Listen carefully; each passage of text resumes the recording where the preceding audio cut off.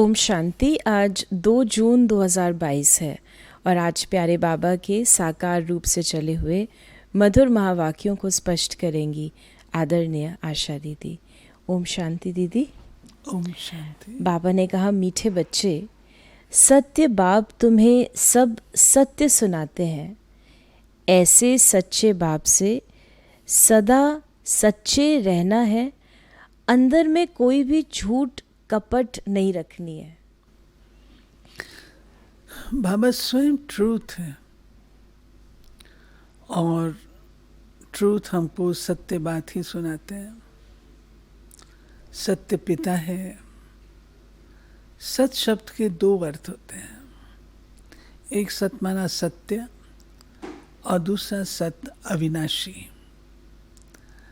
तो बाबा को क्या पसंद है? बाबा हर चीज का एकदम सागर है। तो ओरिजिनल प्योर फॉर्म वो सत्यता है। और सत्य क्या है वो बाबा ही जानते हैं। उसका कारण है कि बाबा जन्म पुनर्जन्म के चक्र में नहीं आते हैं, देह में नहीं आते हैं। तो सत्य है आत्मा, शरीर है असत्य जो कि नाश हो जाती है। तो बाबा ही सत्य बात समझाते हैं, सत्य बात हमको स्पष्ट करते हैं। और बाबा कहते हैं, बच्चे आप सत्य स्वरूप हो और अपने अंदर झूठ कपट धोखेबाजी मिलावट ये सब कुछ नहीं करना है। बाबा ने आज प्रश्न पूछा है मुरली में हम बच्चों से, संगम पर तुम बच्चे किस कॉन्ट्रास्ट को अच्छी तरह से जानते हो? तो कॉन्ट्रास्ट बताया, ब्राह्मण क्या करते और शूद्र क्या करते, ज्ञान मार्ग क्या है और भक्ति मार्ग क्या है, उस जिस्मानी सेना के लिए युद्ध का मैदान कौन सा है और हमारा युद्ध का मैदान कौन सा है। ये सब कॉन्ट्रास्ट तुम बच्चे ही जानते हो। सतयुग अथवा कलयुग में इस कॉन्ट्रास्ट को कोई नहीं जानते। नेचुरल है, बाबा ही बताएगा ना, क्योंकि बाबा ही इस चक्र से न्यारे हैं। तो हर प्रकार का ज्ञान का भी पीरियड है तो भक्ति का भी पीरियड है, रात भी है तो दिन भी है। तो हर प्रकार का कॉन्ट्रास्ट बाबा हम बच्चों को बताते हैं। ज्ञान में तुम क्या करते हो, भक्ति में क्या करते हो, आदि आदि। गीत है माता ओ माता, ये है भारत माताओं की महिमा। जैसे परमपिता परमात्मा शिव की महिमा है, सिर्फ एक माता की महिमा तो चल न सके, एक तो कुछ कर न सके, ज़रूर सेना चाहिए, सेना बिगर काम कैसे चले। शिव बाबा है एक, वो एक न हो तो माताएं भी न हो, न बच्चे हो, न ब्रह्मा कुमार और कुमारियां हो। मेजॉरिटी माताओं की शिव है। बाबा के कारण ही हम सब जुड़े हैं। अगर बीच में से बाबा निकल जाए तो हमारा आपके साथ क्या संबंध है? कुछ भी नहीं। शिव बाबा है तो हम आपको पहचानते हैं, शिव बाबा नहीं है तो हम पहचानते भी नहीं। फिर बाबा ने हम बच्चों को कहा कि तुम्हारा युद्ध का मैदान भी गुप्त है, मैदान इस मांडवे को कहा जाता है। फिर बाबा ने कहा ज्ञान मार्ग और भक्ति मार्ग का ये लास्ट कॉन्ट्रास्ट है, सतयुग में कॉन्ट्रास्ट की बात नहीं। यानी सारा कुछ करते हुए जब एंड में आके संगम युग पर पहुंचे हैं तो ज्ञान और भक्ति का कॉन्ट्रास्ट लास्ट को रह गया। ज्ञान के बाद फिर और कुछ नहीं है, उसके बाद फिर सतयुग आ जाता है, तो वहाँ तो कॉन्ट्रास्ट की बात ही नहीं है। बाबा ने कहा कि तुम जानते हो, पहले हम सूर्यवंशी थे, फिर चंद्रवंशी वैश्यवंशी बने, परंतु महिमा सूर्यवंशी की ही करेंगे। हम पुरुषार्थ ही ऐसा कर रहे हैं जो हम पहले सूर्यवंशी अर्थात स्वर्ग में आवे। त्रेता को वास्तव में स्वर्ग नहीं कहा जाता। फिर बाबा ने कहा कि कहते हैं फलाना स्वर्ग पधारा, ऐसे तो नहीं कहते फलाना त्रेता में राम सीता के राज्य में गया। फिर बाबा ने हम बच्चों को कहा कि बच्चे तुम कभी भी झूठ कपट नहीं करना, तुम्हारा कुछ भी छिपा नहीं रहेगा, जो जैसा कर्म करते हैं ऐसा पाते हैं। बाप अच्छे कर्म सिखलाते हैं। ईश्वर के पास कोई का विकर्म छिप नहीं सकता। बाबा ने शुरू में कहा सत्य स्वरूप, तो बाबा कहते हैं कि बाबा से छिपाना नहीं चाहिए।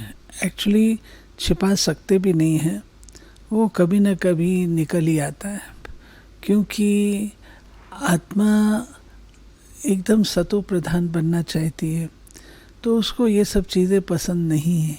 ओरिजिनल रूप में ये सब छिपाना करना पसंद नहीं है, तो वो कभी ना कभी स्पष्ट हो जाता है। अच्छा है वक्त हमसे कराए, उससे पहले ही हम बाबा से स्पष्ट रहे। बाबा ने कहा कि एक तो कर्म भोग, बीमारी आदि का, दूसरा फिर विकर्मों की सज़ा। उस समय कुछ बोल नहीं सकते, चिल्लाते रहते हैं, त्राही त्राही करते हैं। पाप आत्माओं को यहाँ भी सज़ा वहाँ भी सज़ा मिलती है।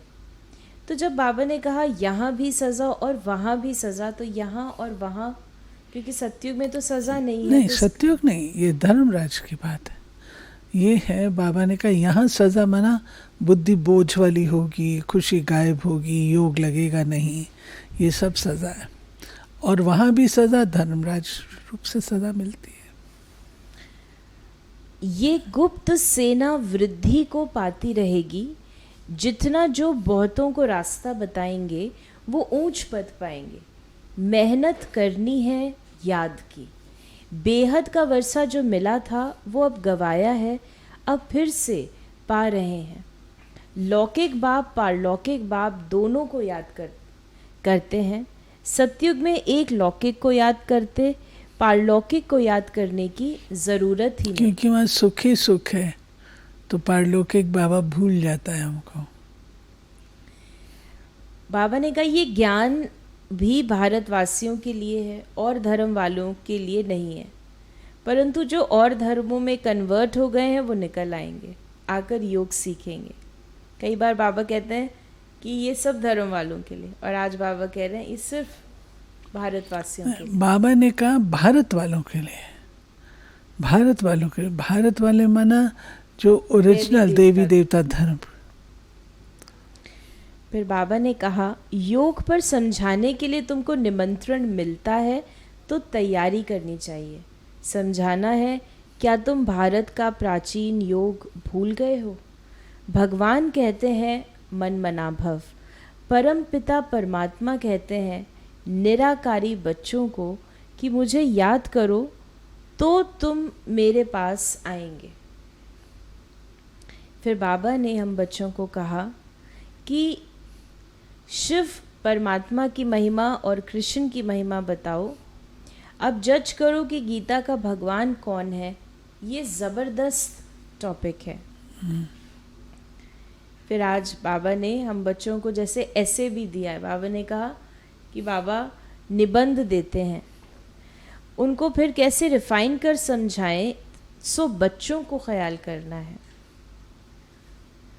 छोटे छोटे बच्चे बुलंद आवाज़ में बड़ी बड़ी सभा में समझाएं तो कितना प्रभाव पड़ेगा। समझेंगे ज्ञान तो इनमें है। भगवान का रास्ता ये बताते हैं। निराकार परमात्मा ही कहते हैं हे आत्माएं मुझे याद करो तो तुम्हारे विकर्म विनाश होंगे। गंगा स्थान, तीर्थ आदि जन्म जन्मांतर करते करते पतित ही बनते आए हैं। बाबा कहते हैं कि मुझ पिता को याद करो तो तुम्हारे विकर्म विनाश होंगे। बाकी स्नान पानी तुमने बहुत कुछ किया, लेकिन उससे विकर्म नाश तो हुए नहीं तुम्हारे, क्योंकि तुम्हारी गिरती कला ही कंटिन्यू रही। फिर बाबा ने कहा ज्ञान है चढ़ती कला, भक्ति है उतरती कला। कहते भी हैं भक्ति के बाद फिर भगवान मिलेगा, तो भगवान ही ज्ञान देंगे, वही ज्ञान का सागर है। ज्ञान अंजन सद्गुरु दिया, अज्ञान अंधेर विनाश। तो बाबा ने कहा कि सद्गुरु तो एक परम पिता परमात्मा ही है, महिमा सद्गुरु की है ना कि गुरु की। गुरु लोग तो ढेर है। स्वाभाविक है, गुरु में ऊपर स्टैंड आउट करने वाला सतगुरु तो उसकी महिमा है। फिर बाबा ने कहा मामेकम याद करने से तुम आत्माएं शांति धाम में चली जाएंगी। वो है शांति धाम, वो है सुख धाम, और ये है दुख धाम। क्या इतना भी नहीं समझते? बाप ही आकर पतित दुनिया को पावन दुनिया बनाते हैं। तुम जानते हो बेहद का सुख देने वाला बेहद का बाप ही है। बेहद का दुख रावण देते हैं, वो है बड़ा दुश्मन।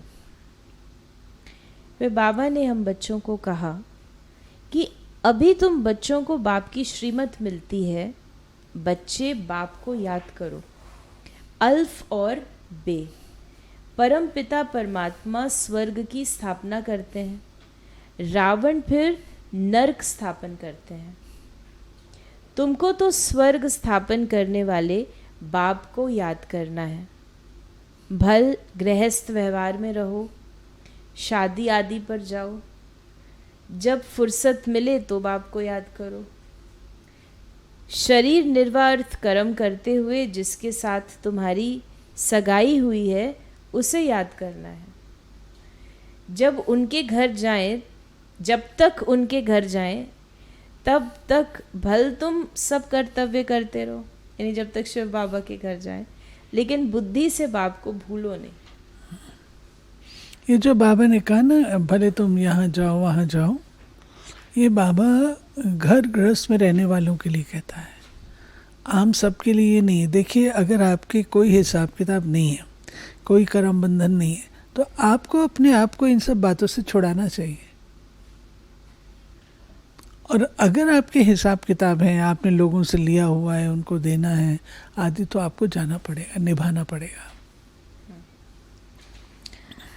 वरदान है आज का, ईश्वरीय संस्कार को कार्य में लगाकर सफल करने वाले सफलता मूर्त भव।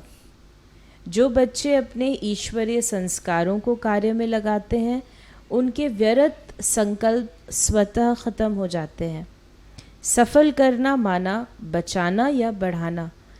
ऐसे नहीं पुराने संस्कार ही यूज़ करते रहो और ईश्वरीय संस्कारों को बुद्धि के लॉकर में रख दो। जैसे कईयों की आदत होती है अच्छी चीज़ व पैसे बैंक अथवा अलमारियों में रखने की, पुरानी वस्तुओं से प्यार होता है, वही यूज़ करते रहते हैं। यहाँ ऐसे नहीं करना। यहाँ तो मनसा से, वाणी से, शक्तिशाली वृत्ति से अपना सब कुछ सफल करो, तो सफलता मूर्त बन जाएंगे। तो ईश्वरीय संस्कार दीदी, उसको आप बताएंगे?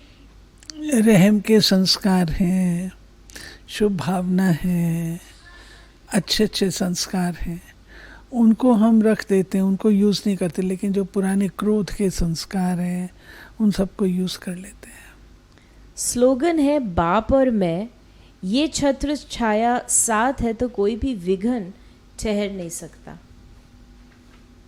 और सभी ब्राह्मण बच्चों के लिए विशेष अटेंशन के परमात्म महावाक्य हैं, उनको हम एक बार सुनेंगे। एक बल एक भरोसा, अर्थात सदा निश्चय हो कि जो साकार की मुरली है वही मुरली है, जो मधुबन से श्रीमत मिलती है वही श्रीमत है। बाप सिवाय मधुबन के और कहीं मिल नहीं सकता। सदा एक बाप की पढ़ाई में निश्चय हो। मधुबन से जो पढ़ाई का पाठ जाता वही पढ़ाई है, दूसरी कोई पढ़ाई नहीं। अगर कहाँ भोग आदि के समय संदेशी द्वारा बाबा का पाठ चलता है तो ये बिल्कुल रॉन्ग है, ये भी माया है। इसको एक बल एक भरोसा नहीं कहेंगे। मधुबन से जो मुरली आती है उस पर ध्यान दो, नहीं तो और रास्ते पर चले जाएंगे। मधुबन में ही बाबा की मुरली चलती है, मधुबन में ही बाबा आते हैं। इसलिए हर एक बच्चा ये सावधानी रखे, नहीं तो माया धोखा दे देगी। ये हम लोग को मधुबन से बाबा के डायरेक्ट महावाक्य जो हैं वो वार्निंग के रूप से आए हैं, क्योंकि ऐसा मौसम चल रहा है जबकि लोग गुमराह हो सकते हैं। तो बाबा ने मधुबन हमारा हेडक्वार्टर है, और हेडक्वार्टर ने हमको ये परमात्म महावाक्य भेज करके हमको सतर्क किया है। तो ये बाबा के ही शब्दों में, बाबा की मुरली के महावाक्य हम पुनः इनको अपने ध्यान तो पर कंफ्यूज होने की ज़रूरत ही नहीं है। जो इस मुरली को सुनेगा तो कंफ्यूज नहीं होगा। तो ये थे बाबा के आज के महावाक्यों का स्पष्टीकरण। यदि आपके मन में कोई भी सवाल है तो उसे मैसेज या व्हाट्सएप करें 8826599309 पर, और हम आपके प्रश्नों का उत्तर प्रश्नोत्तरी कार्यक्रम में देने का प्रयास अवश्य करेंगे। ओम शांति।